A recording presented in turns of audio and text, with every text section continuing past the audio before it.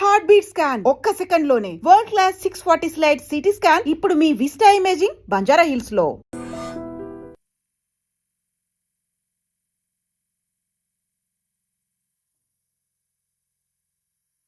So దేశం దశ దిశ మార్చాలి అనే ఆలోచన రాహుల్ గాంధీకి ఉంది, బట్ రేవంత్ రెడ్డికి రాష్ట్రం దశ దిశ మార్చాలనే ఆలోచన లేదా? ఆయన ఏవి కులగణన లెక్కలు మార్చే ఆలోచన ఉన్నాడు కానీ దశ దిశ మార్చే లెక్కల్లో లేడు ఆయన. ఒకవేళ దేశవ్యాప్తంగా కాంగ్రెస్ పార్టీ వస్తే లాభమే కదా వీళ్ళకి కూడా, కాంగ్రెస్ పార్టీకి, రాష్ట్ర కాంగ్రెస్కి, రేవంత్ రెడ్డికి, ప్రభుత్వానికి. నేను ఒకటి చెప్తాను మేడం, నరేంద్ర మోడీ ప్రభుత్వం బోటాబోటి మెజార్టీతో మనకు గెలవడం జరిగింది.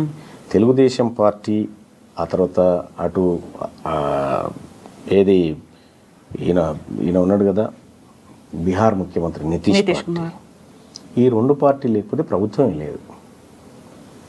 తెలంగాణ రాష్ట్రంలో ఊహించని విధంగా 8 ఎంపీ సీట్లను బీజేపీ గెలుచుకోగలిగింది. అందులో ఈ 8 అప్పటికే కాంగ్రెస్ పార్టీ ప్రభుత్వం ఇక్కడ ఎస్టాబ్లిష్ అయింది. ఆ తర్వాత ఎంపీ ఎలక్షన్స్ వచ్చినాయి.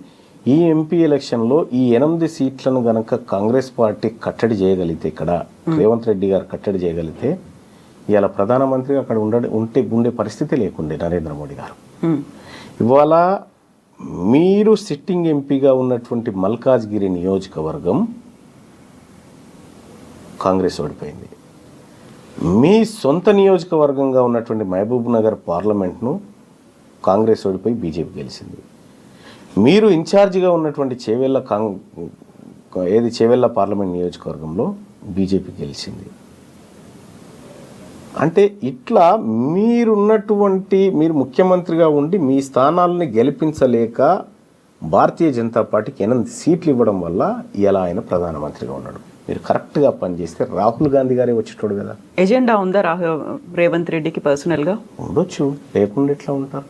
ఇదే ఇవాళ ఇంకా అదే కాదు, కరీంనగర్ గ్రాడ్యుయేట్ ఎమ్మెల్సీ ఎన్నికలు జరుగుతూ ఉంటే రేవంత్ రెడ్డి గారు ఎవరైనా పోతే మన అభ్యర్థి అనుకుంటే, మా అభ్యర్థి మంచోడయా, చాలా ప్రజలకు సేవ చేస్తాడు, ఇతని వల్ల మంచి జరుగుతుంది, పట్టభద్రులకు మంచి జరుగుతుంది, మీ కష్ట సుఖాల్లో అండగా ఉంటాడు, నన్ను నమ్మండి, ఇతను కోటేయండి అని చెప్పాలి. కానీ నువ్వు కరీంనగర్లో మీటింగ్ పెట్టి ఈయన గెలిచినా ఓడిపోయినా పెద్ద సంబంధం లేదని చెప్పి అక్కడ భారతీయ జనతా పార్టీ అభ్యర్థి గెలుపుకు పరోక్షంగా సహకారం చేసినట్టే కదా. సీఎం కదా, ఇంటెలిజెన్స్ రిపోర్ట్స్ అవి ఉంటాయేమో, అక్కడ బీజేపీ క్యాండిడేట్ కి మెజారిటీ వస్తుంది. అటువంటప్పుడు పోవడం దేనికి, పొయ్యి మాట చెప్పడం దేనికి? ఇప్పుడు మీ అభ్యర్థి, మీరు పెట్టుకున్న అభ్యర్థి కన్నీళ్లు పెట్టుకొని నన్ను వీళ్ళందరూ కలిసి మోసం చేసినారని చెప్పే పరిస్థితి ఎందుకు వచ్చింది? ఎక్కడైనా కూడా ఈయన గెలిచినా గెలవకపోయినా పెద్ద ప్రాబ్లం లేదని చెప్పడం అంటే ఏందన్నట్టు దాని అర్థం. నువ్వు అమ్మ పెట్టది అడుక్కోనియదన్నట్టు ఆయన సంపాదించుకున్నటువంటి సానుభూతి అంతా కుప్పగూల్చి వస్తుంది మీదకెళ్ళి. సిట్టింగ్ స్థానాన్ని కోల్పోవాల్సిన పరిస్థితి వచ్చింది కదా. ఇన్ని జరుగుతున్నాయి, మీరు ఒక రిపోర్ట్ ఇచ్చారు, క్యాంపెయినింగ్లో కూడా ఆయన మాట్లాడుతున్నారు, ఇవన్నీ అధిష్టానానికి తెలీదా? అందుకే అధిష్టానం తన పనిలోకి దిగింది. అందుకే మీనాక్షి నటరాజన అందుకే వాళ్ళ పనిలోకి దిగినరు. అందుకే రేవంత్ రెడ్డి గారికి కొద్దిగా ప్రాధాన్యత తగ్గించినట్టు కనిపిస్తూ ఉంది. మీనాక్షి నటరాజన్ గారు వచ్చిన తర్వాత ఈ ముఖ్యమంత్రి డామ్ డూమ్ అనేటువంటి డైలాగులు బంద్ అయిపోయినాయి. మీరు చూడండి, అబ్జర్వ్ చేయండి. అంతకుముందుకు డామ్ డూమ్ డైలాగులు ఉండే, ఇప్పుడు ఆ డైలాగులు పోయినాయి. చెక్ పెట్టే పనిలో ఉన్నారా? ఉండొచ్చు. అయితే ఇక్కడ ఒక ఇంట్రెస్టింగ్ థింగ్ ఏంటంటే, దీపాదాస్ మున్షి గారు ఉన్నప్పుడు మీకు షోకాస్ నోటీస్ వచ్చింది, మీరు దానికి రిప్లై ఇవ్వలేదు. మీనాక్షి నటరాజన్ వచ్చిన తర్వాత మాత్రమే మీకు సస్పెన్షన్ అనేది జరిగింది. దీంట్లో మీనాక్షి నటరాజన్ గారి పాత్ర ఉందని నేను అనుకోను. ఎందుకంటే మీనాక్షి నటరాజన్ గారి గురించి నాకు తెలుసు. ఆమె నాకు పరిచయస్తురాలు, ఆమె నేను కలిసి క్యాంపెయినింగ్ చేసినటువంటి వాళ్ళం. ఆమె సిన్సియర్ కాంగ్రెస్ పార్టీ కార్యకర్త. అయితే దీపాదాస్ మున్షి గారు ఉన్నప్పుడు షోకాస్ నోటీస్ ఇచ్చినప్పుడు కూడా మున్షి గారు నాకు చెప్పినారు, ఏమనంటే మల్లన్నజీ ఐసా లేలో బాస్ అన్నది. అంతే, లేలో బాస్ జవాబు నైదేనా అన్నారా? సరే, ఆమె చెప్పాల్సింది చెప్పి. ఆ తర్వాత మీనాక్షి నటరాజన్ గారు ఆమె వచ్చిన తర్వాత నేను కూడా మాట్లాడడం జరిగింది అన్నారు. రేవంత్ రెడ్డి గారు కరీంనగర్ బహిరంగ సభకు హెలికాప్టర్లో పోతున్న సందర్భంలో కారు ఎక్కుతూ మహేష్ కుమార్ గౌడ్ గారిని అన్న మీరు 2-3 రోజులలో సస్పెండ్ చేయాల్సిందే, నువ్వు ఏం చేస్తావో నాకు తెలియదు అనేటువంటి ఒత్తిడి తేవడం జరిగింది. నాతో మాట్లాడాల్సిన వాళ్ళు మాట్లాడి, ఆయన పాపం మహేష్ కుమార్ గౌడ్ గారు కూడా మల్లన్న వెనుక బీసీలు ఉన్నారు, బీసీల్లో చెడ్డ పేరు వస్తుంది, ఇప్పటికే బీసీల్లో బదనామైనం అనేటువంటి ఎంత ప్రయత్నం చేసినా ఈయన వినలే. ఆయన కూడా బీసీ బిడ్డే కదా. ఈయన రేవంత్ రెడ్డి గారు వినలే. మహేష్ కుమార్ గౌడ్ బీసీ బిడ్డే కదా, కావాలని ఆయన ఆ పని చేశారా? ఆయన నేను చెప్తున్నాగా, మహేష్ కుమార్ గౌడ్ గారిది ఇంత కూడా మిస్టేక్ ఉన్నది దాంట్లో. ఆయనది ఉండదు. ఈయన కావాలని ఒత్తిడి చేసి చిన్నారెడ్డి గారితో చేయించిండు. మీనాక్షి గారికి తెలియదా మరి? తెలుసు, అందరికి తెలుసు. నిజంగా మీరు పోరాడుతోంది కాంగ్రెస్ బైలాస్ లో ఏముందో దానికోసం, రాహుల్ గాంధీ ఏం చెప్పారో దానికోసం. ఇక్కడ రాష్ట్ర ప్రభుత్వం లేకుంటే రాష్ట్ర పార్టీ ఒక నిర్ణయం తీసుకుంది, అది వ్యతిరేకంగా ఉంది అని తనకు తెలిసినప్పుడు తను ఎందుకు అబ్జెక్ట్ చేయలేదు, ఎందుకు ఆపలేదు మీనాక్షి గారు? అంటే ఏదంటున్నారు? సస్పెన్షన్ కి సంబంధించి. సస్పెన్షన్ అనేది చాలా చిన్న విషయం, మీరు అర్థం చేసుకోండి. తీన్మార్ మల్లన్నకు సస్పెన్షన్ ప్రమోషన్ కాదు ఇక్కడ పంచాయతీ. ఇక్కడ పంచాయతీ సర్వేకు సంబంధించిన లెక్కల పంచాయతీది. ఇప్పుడు నన్ను సస్పెండ్ చేసినా గంతే, చేయకపోయినా గంతే. కాకపోతే దీనికి అంతా లింక్ ఇంటర్నల్ గా ఉంది సర్వేనే కాబట్టి. సర్వే పంచాయతీది. ఈ వర్గాల నుంచి మేము ఏదో లెక్క చేసి చెప్తామయ్యా, నువ్వు విని ఆడు ఉండాలి, నువ్వు ఎట్లా మాట్లాడుతావు ఇదంతా అనేటువంటి అజంప్షన్ చేస్తే పడి ఉండలేము కదా, పక్కాగా మాట్లాడతాం కదా. అదే మాట్లాడినాము. అది నీకు నచ్చకపోతే నేనేం చేస్తా?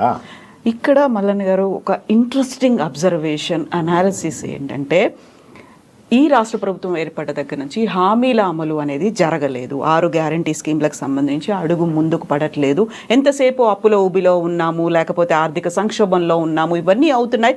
ప్రజల్లో వ్యతిరేకత అనేది వస్తుంది, వాళ్ళు క్వశ్చన్ చేస్తున్నారు, ప్రతి చోట ఆందోళనలు అవుతున్నాయి. కాబట్టి డైవర్షన్ పాలిటిక్స్ అనేవి గతంలో హైడ్రా వచ్చింది, మూసీ వచ్చింది, ఇలాంటి దాంట్లో భాగంగానే రేవంత్ మల్లన్న కలిశారు, కావాలని ఆడుతున్నటువంటి ఇంకొక డైవర్షన్ డ్రామా అనే మాట. రేవంత్ రెడ్డి గారు నేను పాలోళ్ళం కాదు.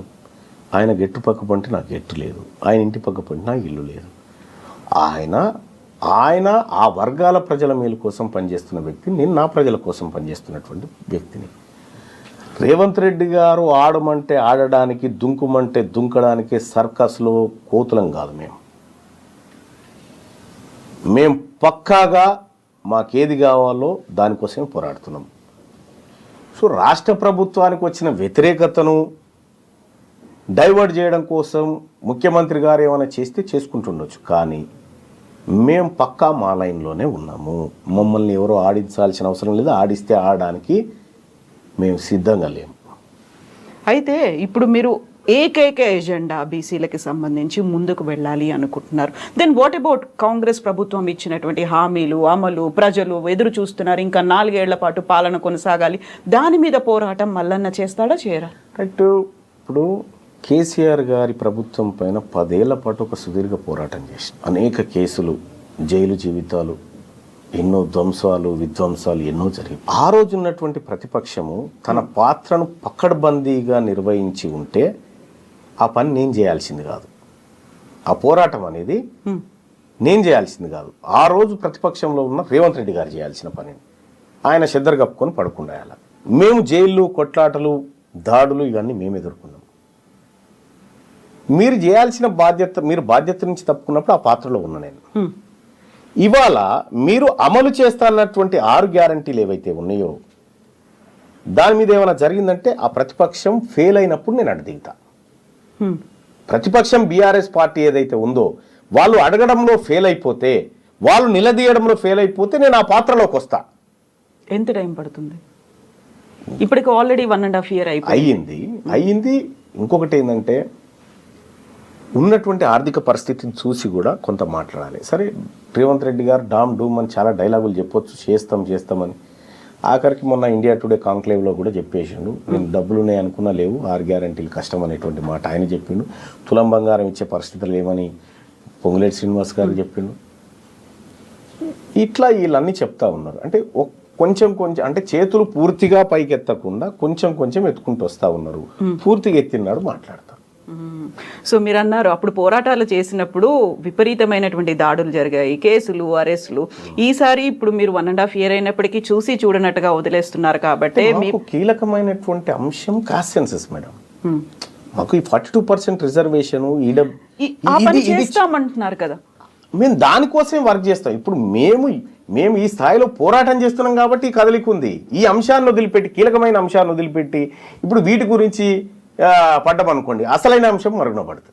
బట్ రెండింటిని బ్యాలెన్స్ చేయాల్సినటువంటి అవసరం ఉంది. ఇప్పుడు 42% అంటున్నారు, ఇక్కడ 100% ప్రజల కోసం కూడా పోరాడాలి కదా మీరు. అది దానికి ఒక పక్షం ఉంది. ఇప్పుడు అంటే ప్రతిపక్షం అనేది, ప్రజాస్వామ్య దేశంలో ప్రతిపక్షం అనేది చాలా ఇంపార్టెంట్. వాళ్ళు వాళ్ళ పాత్రను నిర్వర్తించడంలో ఫెయిల్ అయినప్పుడు ప్రజలే ప్రతిపక్షంగా మారుతారు. సో చాలా కంట్రీస్లో అదే జరిగింది. ఇక్కడ కూడా బీఆర్ఎస్ పార్టీ ఈ ప్రభుత్వాన్ని నిలదీయడంలో కానీ ప్రశ్నించడంలో కానీ ఫెయిల్ అయినప్పుడు ఆ పాత్రలోకి వెళ్తాము. ఇప్పుడు కొంతేదో వర్క్ చేస్తున్నారు, వాళ్ళు వర్క్ చేస్తున్నారు. అంతో ఇంతో కొంతైనా 100% కాదా? వాళ్ళు 100% అని నేనేం అనుకోవట్లేదు, కానీ వాళ్ళకు ఉండాల్సినటువంటి లొసుగులు వాళ్ళకున్నాయి, చేయడంలో ప్రయత్నం చేస్తూ ఉన్నారు. సో చేయని కానీ మా వర్గాల గురించి మాట్లాడడానికి వీళ్ళు రెడీగా లేరు కదా. మేము ఉన్నాం కాబట్టి మేము ఈ కార్యక్రమం చేస్తూ ఉన్నాం. 42%కి సంబంధించి ఇప్పుడు చట్టబద్ధత కల్పించాలి అనే ఉద్దేశంతోనే అసెంబ్లీ సెషన్స్ అనేవి జరుగుతున్నాయి. మొన్న 3 days పాటు జరిగాయి, ప్రత్యేక అసెంబ్లీ సమావేశాలు జరిగాయి. దీంతో పాటుగా ఖచ్చితంగా స్థానిక సంస్థల్లో మేము రిజర్వేషన్ కల్పిస్తాము అనే మాట చెప్తున్నారు. సో అది కాదని మీరు అనుకుంటున్నారా? అంటే ఒకటి, మనము చదువుకున్నటువంటి వ్యక్తులుగా ఎంతవరకు ఏది పోగలుగుతుంది అనేది చూడాలి. ఇప్పుడు ఈడబ్ల్యూఎస్ రిజర్వేషన్ అక్రమంగా తీసుకుంటున్నారనేటువంటిది ప్రపంచం అంతా తెలుసు. కోర్టులో కేసు కూడా ఉంది, కానీ ఆ కేసు విచారణకు రాదు. తమిళనాడులో 69% రిజర్వేషన్ బీసీలు పొందుతూ ఉన్నారు అని చెప్పి అక్కడో కేసు వేసినారు, కానీ ఆ కేసు ఎప్పుడు బెంచ్ మీదకి రాదు. ఇక్కడ కూడా 42% రిజర్వేషన్ ఏదైతే ఉందో, ఈ రిజర్వేషను నువ్వు ఇచ్చేయి, చట్టం చేయి, వీఆర్ హ్యాపీ, మేము తీసుకుంటాం. అది కానీ తాత్కాలిక ఉపశమనమే. అది మీరు ఇక్కడ చట్టం చేసి అక్కడికి పంపించిన, కేంద్ర ప్రభుత్వానికి పంపించిన, వాళ్ళు ఏదో ఒక లసుకు పెట్టి ఆపే ప్రయత్నం అయితే చేస్తారు. కానీ నీవు 42% సీట్లను ఈ వర్గాలకు టంచనగా ఇచ్చి ఆ వర్గాలను 42% మందిని తీసుకొచ్చి చట్టసభలో కూర్చునబెడితే నీ చిత్తశుద్ధి కరెక్ట్. మీకు రిజర్వేషన్ లేదు కాబట్టి మేము సీట్లు ఇవ్వమని చెప్పారు అనుకో, మీకు చిత్తశుద్ధి లేనట్టు. సో ఆ తర్వాత భారతీయ జనతా పార్టీ బీసీల ముంగట దోషిగా నిలబడుతుందా, ఎవరు నిలబడతారనేది సెకండరీ. కానీ నీ నుంచి జరగాల్సిన ప్రయత్నం అంతా జరగాల. ఈ ప్రజలకు కామారెడ్డిలో రాహుల్ గాంధీ గారు, రేవంత్ రెడ్డి గారు 42% రిజర్వేషన్ అమలు చేసి చూపిస్తాం, ఇది కాంగ్రెస్ పార్టీ నిబద్ధ. ఈ రేవంత్ రెడ్డి గారు ఈ మధ్యకాలంలో మోడీ గారి గురించి పాజిటివ్గా మాట్లాడుతున్నారు. మోడీ గారికి తెలంగాణ పట్ల ప్రేమ ఉంది, సాయం చేయాలనుకుంటున్నాడు ఆయన, నాకు ఆయన మనసులో మాట అర్థమైందని చెప్తా ఉన్నారు.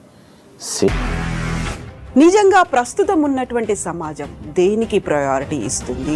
ఆర్థిక సంబంధాల చుట్టూ మాత్రమే తిరుగుతోంది. మళ్ళీ ఎన్నికలంగానే చాలా విరక్తి కలుగుతున్నాం. మంచి అనిపిస్తుంది కదా, లేడీస్ కూడా ఛాలెంజింగ్ జాబ్స్ చేసినప్పుడు చాలా బాగుంటది. ట్రాఫిక్ అసిస్టెంట్స్ గా నియమించిన ట్రాన్స్జెండర్స్ అందరితో సాల్యూట్ చేయించుకుంటున్నారు. ఫుడ్ డెలివరీ ఇవ్వటానికి వెళ్ళినటువంటి డెలివరీ బాయ్ అనిల్ పై కళ్ళ ముందు పెళ్ళండి